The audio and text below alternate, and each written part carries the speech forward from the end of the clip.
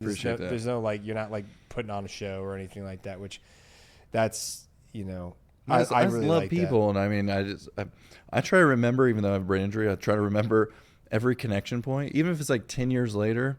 If I could remember something, being like, oh, like this is a side note that we can get into if you want to, but we did a project with George Strait, and then I was like, wait, how did I get to that George Strait project?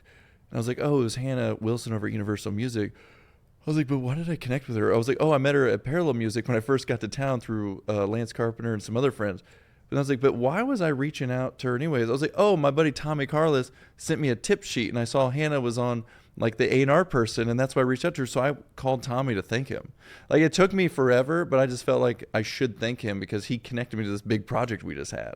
So I always try to. So many dots you got to connect. Bro. I know, but I feel like I should do it because I feel so appreciative that people are like bending over backwards to help me out, and then I try not to lose sight of that because that's what keeps me, I don't know, humble and like knowing that it's not just me doing all this. Yeah, well, that's the thing, man. It takes a village. Yeah, you know, to build, especially build a nonprofit, because there's a million nonprofits out there. Yeah.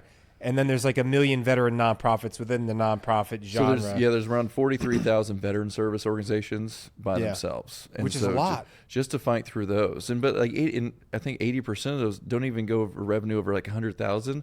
So they're very community based, and nobody ever will know they exist. And so and it's really hard to go from that 80% threshold up into like where the big dogs play. And that's where we're getting into now is like we get more media attention probably than the $80 million nonprofits when we're like, we just broke 2 million barely scraping by, like compared to them. Yeah. But we grow year over year, but the media attention that we get is absolutely insane because I think it's not just the impact we're having, because a lot of nonprofits have impact. It's the thoughtfulness in the way that we build our programs and then incorporate these artists and other people, because I say this all the time. Out of all the veterans who are taking their own lives, like there's a few different statistics on it. There's the VA DOD statistics that is roughly like 19.7 veterans take their lives and active duty take their lives every single day. And then there's something called American Warrior Partnership, which dove in deeper. Like Corner Report, they go and interview people because the VA doesn't, I don't think, counts anybody that didn't leave a note behind too, which, as you know, you probably have people the same way who they'd feel. We had a lady who legitimately told us she was going to have a rock climbing accident, so her kids didn't know she killed herself before she went to our program. She like opened up to us.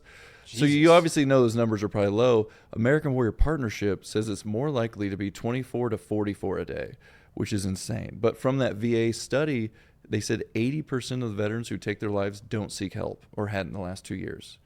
So you can have a nonprofit that's 100% successful